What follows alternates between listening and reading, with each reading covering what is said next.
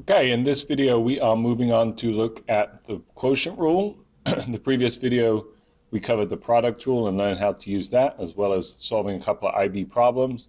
And in this video we move on to learn how to take the derivative of quotients. So two functions that are essentially divided by each other. This fits into the IB syllabus in section SL 5.6, just called the quotient rule. And we're going to dive right into this rule, learning how to use it, and then wrap up again with a couple of IB problems at the end. So this rule will be used for quotients, essentially two functions that are divided by each other. Okay, so we're going to name these two functions. We're going to call the top one u of x and the bottom function v of x. Okay, we could use numerator and denominator here, but we're trying to keep things simple. And we'd be able to use this to take the derivative of expressions such as this rational function. So x squared minus 4x plus 12 divided by x squared minus 3. Using our current set of tools in our derivative tool belt, we're not able to take the derivative of this function. A lot of people will attempt to do this by just taking the derivative of the top and the derivative of the bottom. And as we're going to show here, that is the wrong way to do this. Okay, so the derivative of this is not 2x minus 4 over 2x. Okay? That is incorrect in terms of taking the derivative of this quotient. So what does the quotient rule tell us? It is in our formula booklet, and they give us as follows. Okay? They say y equals u over v, and then they tell us dy dx is v du dx minus u dv dx divided by v squared. Okay? If we want to do that in a slightly different notation, that is v u primed minus u v primed all over v squared. So we might like that notation more if we're used to using the primes rather than the operator notation with the d dx. Okay? You should see a lot of similarities with the product rule. Okay? The difference being here we've got this extra v squared term in the denominator. We've also got this subtraction, which is going to change the importance of doing these operations in order. Okay? So we're still going to use the same kind of skeleton or template here to try and answer all these questions and just fill in the pieces into this template. Okay? We'll go ahead and write them in words so that we fully understand this, not just the notation. Okay? So I always recommend filling in the bottom parenthesis first here, so the one in the denominator, the one that's being squared, okay? And that's just v squared. So in my words, that's just going to be the bottom function squared. Okay? And if I know how to fill that in, I know that the first function in the numerator also matches whatever I put in that denominator. Okay? So that is bottom function as well. Now I follow the same trend as I did with the product rule, meaning if I took bottom function there, I must take derivative of top function right here. And if I took derivative of top function there, this must be regular top function, and this must be derivative of that bottom function right there.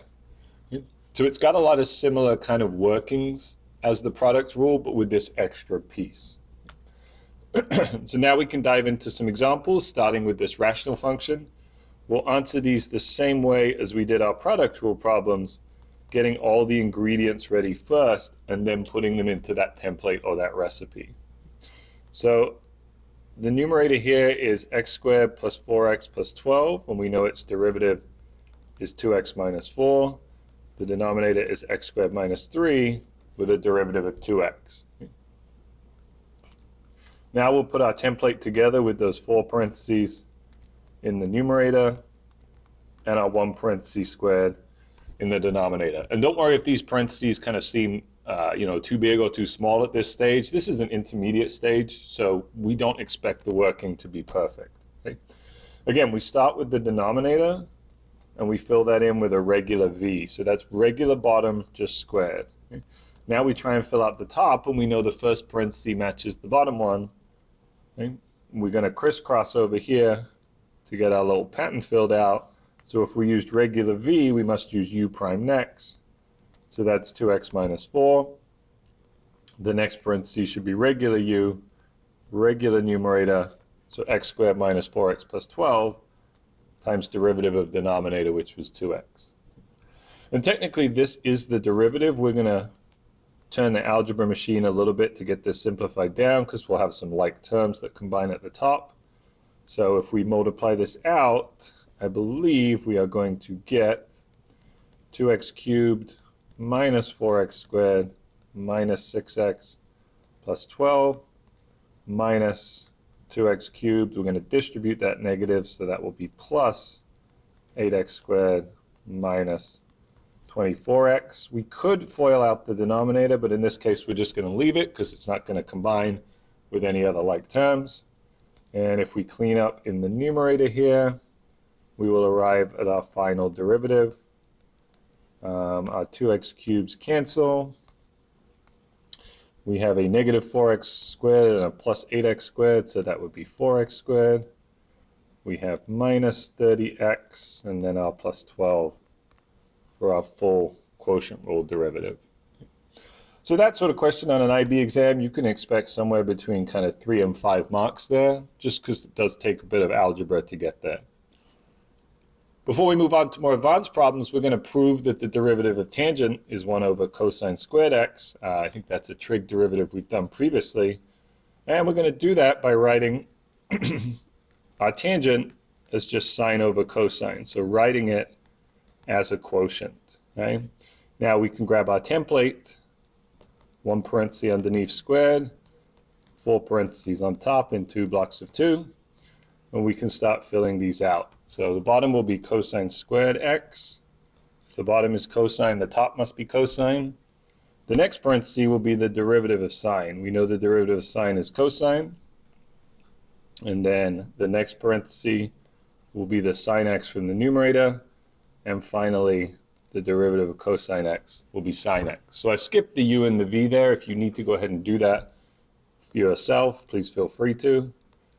But you should end up at the point where you have cosine squared x plus sine squared x divided by cosine squared x. And if you remember your Pythagorean identity, cosine squared x plus sine squared x should equal 1 to complete your proof. Moving on to something a little more all-encompassing and a little more complex. We're asked to find the equation of the tangent and the normal lines to this curve at x equals 4. So this is bringing in tangent and normal lines, which we covered in Unit 5, and we know for each of those we need both a point and a slope. Okay? For the tangent line, we'll just use the derivative for the slope. For the normal line, we'll use the opposite reciprocal of that number. Okay? So this should give us direction in the problem. We're given the x value of the point is 4.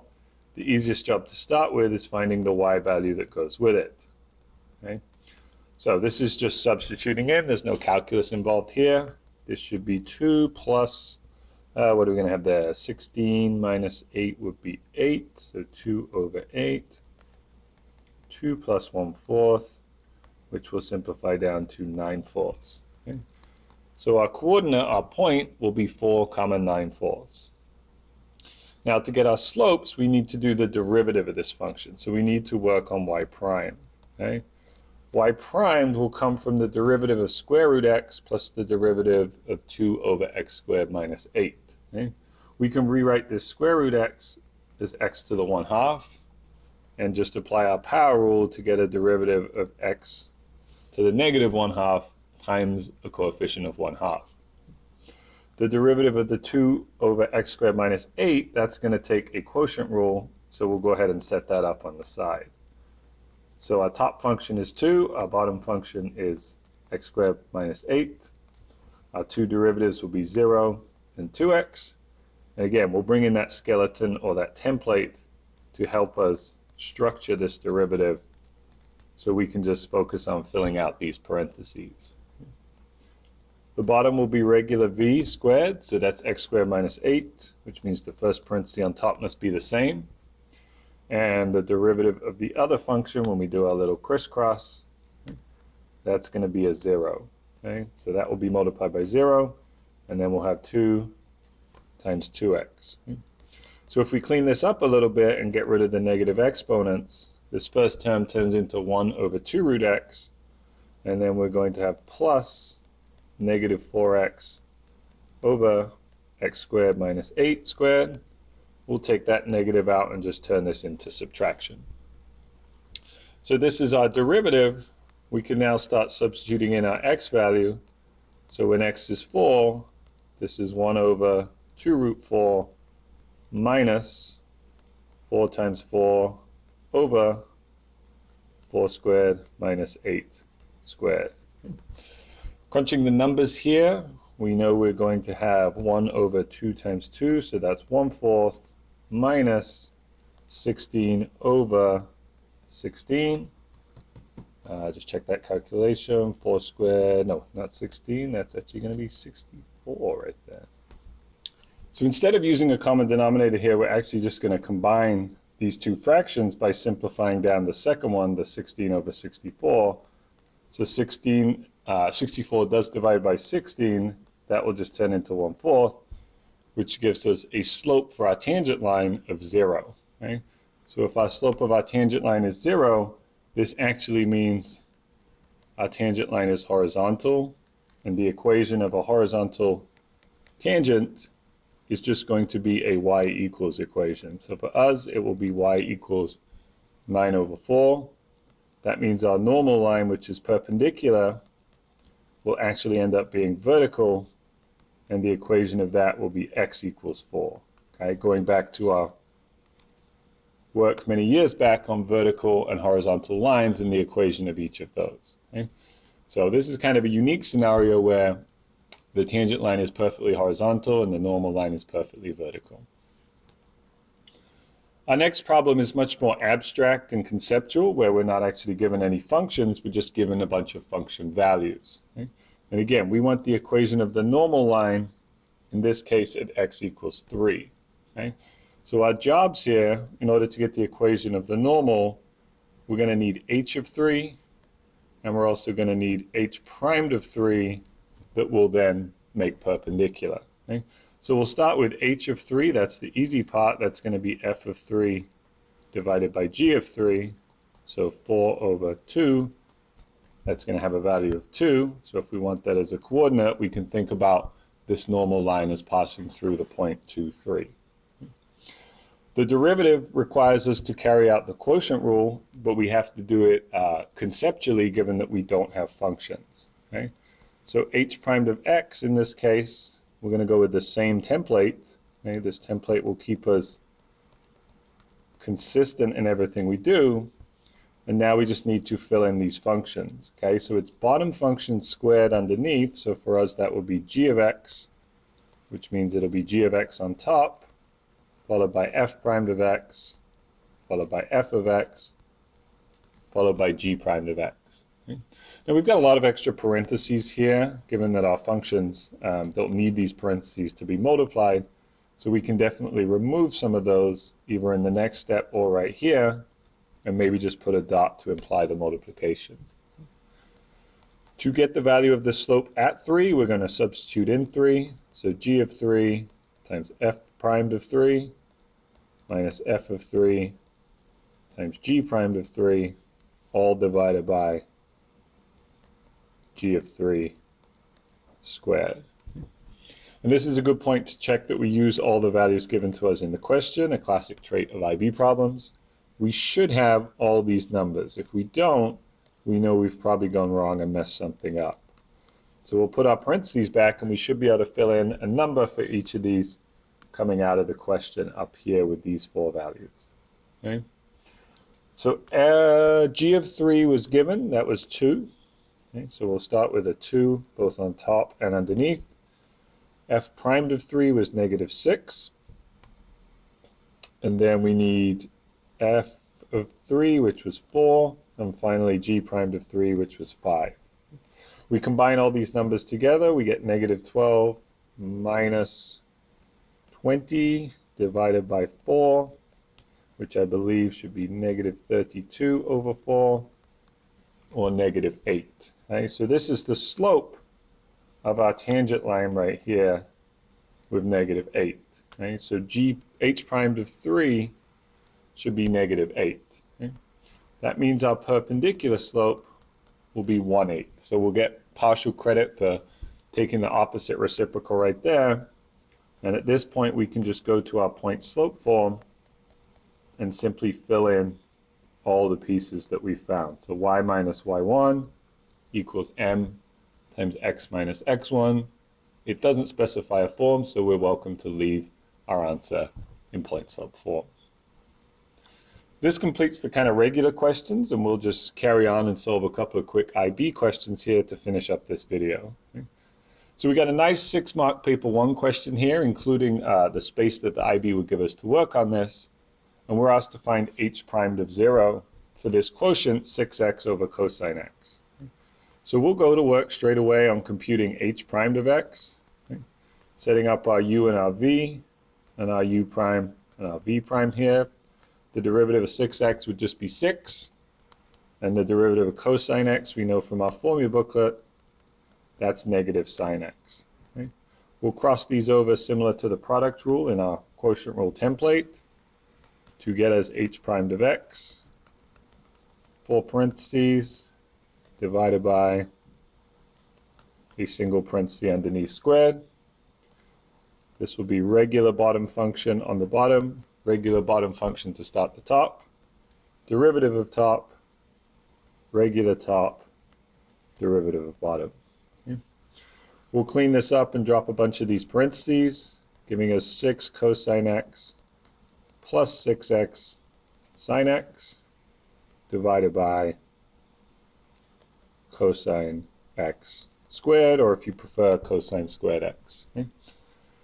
Finally, we're asked to evaluate this at 0, so we turn all these x's to 0. We got a little trig function to evaluate just in the cosine x. We don't need to evaluate sine 0 because it's already being multiplied by 0 between the 6 and the sine function, so that will all go to 0.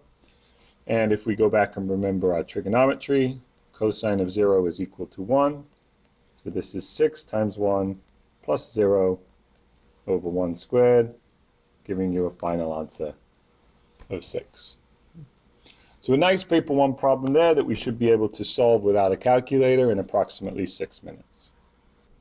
So our final problem here is another IB problem. I believe it's from paper 1, or at least that's the way we're going to try and attempt to solve it. It gives us a function g of x. It's a combination of a natural log divided by x squared. And they even tell us we need to use the quotient rule for the first part to show that this is the derivative. So we'll begin with our two functions u and v. U will be ln x, v will be x squared. The derivative of ln x we've learned before is 1 over x. And the derivative of x squared we should definitely know is 2x. Okay? So we'll get our quotient rule template together. Okay? Some parentheses on the bottom squared, 4 parentheses on top separated by subtraction in 2 blocks of 2. We know this bottom parenthesis should be v, so that's x squared. The top should start with the same thing. And we'll do our little crisscross here to get our structure. This is 1 over x, this is ln x, and this is 2x. Okay. From here it's just an algebra problem, simplifying to obtain what they have in their answer. So we can drop the parentheses on top and simplify x squared times 1 over x to give us just x. X squared squared underneath gives us x to the 4. And to match their answer, we're simply going to take out a greatest common factor of x on top, allowing us to cancel this 4 underneath down to a 3 with that x on top as well. So straightforward, 4 marks, applying the quotient rule just like they say to obtain the answer they give us. Part B is going to fold in maximums and minimum points, so we're asked to find the x coordinate of A, and we're told that A is a local maximum or a maximum point. Okay? So we know that if it's a maximum point, the derivative must equal 0 there. So essentially we're going to solve this equation right here, taking our answer from part A and setting it equal to 0. Okay? We could multiply both sides by x cubed. That will get rid of the denominator for us, and multiplication by 0 stays 0. So we have 1 minus 2 ln x equaling 0. We can add the 2 ln x over, divide off the 2. and then take that little base, that e, loop it around to turn it into an exponential, and get x equals e to the 1/2. Okay? If we look back, they only wanted the x coordinate of a, so for 3 marks, that seems about right. So this concludes our video on the quotient rule. Hopefully you found it interesting. Please go ahead and feel free to like the video, subscribe to the channel as we continue on the SL ANA course. Thanks for watching.